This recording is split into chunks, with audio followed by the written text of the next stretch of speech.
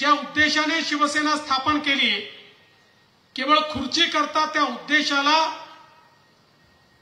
त्या ठिकाणी काळीमा फासण्याचं काम चाललं असेल आणि केवळ पुत्रा करता अशा प्रकारचे निर्णय त्या ठिकाणी होत असतील तर मी यांच्यासोबत कसा राहू असा विचार करून माननीय शिंदे साहेब हे शिवसेना घेऊन संपूर्ण पक्ष घेऊन त्या ठिकाणून बाहेर पडले आणि आपण महायुतीचं सरकार पुन्हा एकदा या महाराष्ट्रामध्ये स्थापन केलं।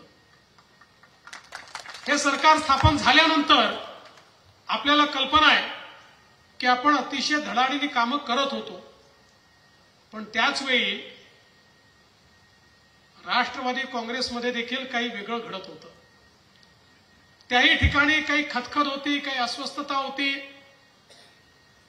त्याही ठिकाणी लोकांचं मत होतं आणि विशेषतः अजितदादा पवारांचं मत होतं की आता जर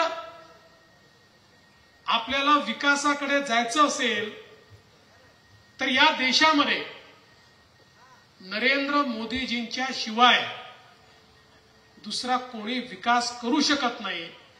देश आणि महाराष्ट्राकरता मोदीजींच्या समवेत जाणं हेच सर्वसामान्यांच्या भल्याकरता हा निर्णय असेल आणि म्हणून सातत्याने त्यांच्या पक्षातली मागणी वाढत होती की आपणही मोदीजींसोबत गेलं पाहिजे आणि त्याचाच परिणाम असा झाला की शेवटी त्याही पक्षातल्या मेजॉरिटीने बहुतांश लोकांनी हा निर्णय केला की आता आम्ही महाविकास आघाडीसोबत राहू शकत नाही, आम्हाला मोदीजींसोबत देशाच्या मुख्य धारेमध्ये काम करायचं आहे आणि ते लोक देखील आपल्या सोबत आले।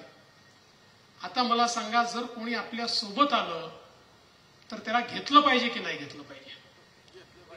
आपली शक्ती वाढवली पाहिजे की नाही वाढवली पाहिजे? एक संघटित पद्धतीनं या ठिकाणी आपल्याला मोदीजींची ताकद वाढवणं हे गरजेचं होतं आणि म्हणून आपण निर्णय केला आणि अजितदादांना देखील सोबत घेतलं, राष्ट्रवादी काँग्रेस पक्ष देखील सोबत आलं आणि हे खरं आहे, त्याच्याने ताकद वाढली। पण काही ठिकाणी तसं तर राष्ट्रवादी काँग्रेसशीच बहुतांश ठिकाणी आपला संघर्ष होता आणि काही ठिकाणी तो टोकाचा संघर्ष होता। आपल्या इंदापूर सारख्या भागामध्ये मला याची कल्पना आहे की एक टोकाचा संघर्ष अनेक वर्ष सामान्य कार्यकर्ता हा त्यांच्या कार्यकर्त्यांशी करत होता। त्यामुळे साहजिक होतं की या कार्यकर्त्यांना त्या ठिकाणी त्यांच्यामध्ये एक भावना तयार होणं की ज्यांच्याशी आम्ही वर्षानुवर्ष लढतोय, आता त्यांच्यासोबत काम करायचं कसं? मला आठवतं की निर्णय ज्यावेळेस झाला त्यावेळेस 3-4 लोकांनाच मी बोलवलं, कारण मला माहिती होतं की ज्या लोकांनी इतका संघर्ष केलाय त्यांची काय अडचण होणार आहे, त्यांना काय भोगावं लागणार आहे, त्यांना काय उत्तरं द्यावी लागणार आहे, त्यांना कसे कार्यकर्ते सांभाळावे लागणार आहेत। त्या 3-4 लोकांपैकी एक हर्षवर्धन पाटील होते, ज्यांना मी बोलावून घेतलं आणि त्यांना सांगितलं, हर्षवर्धनजी, मोदी साहेबांकरता आपल्याला निर्णय करायचा आहे। मला कल्पना आहे तुम्हाला त्रास होणार आहे, तुमच्या कार्यकर्त्यांना त्रास होणार आहे, पण शेवटी आपलं ध्येय काय आहे?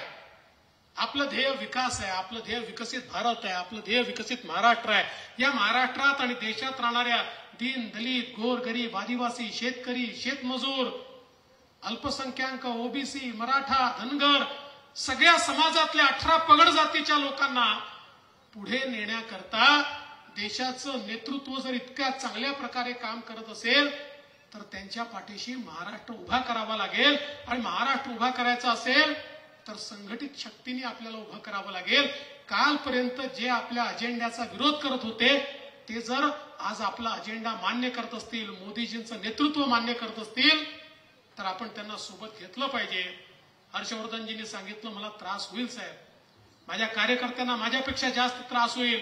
मला त्यांचं वाक्य आठवतं, ते म्हणाले, नेत्यांना युती करणं सोपं असतं, पण कार्यकर्त्यांना युती करणं फार कठीण असतं, कारण जमिनीवर ते लढले असतात. पण त्यांनी मला सांगितलं, हे जरी असलं तरी एक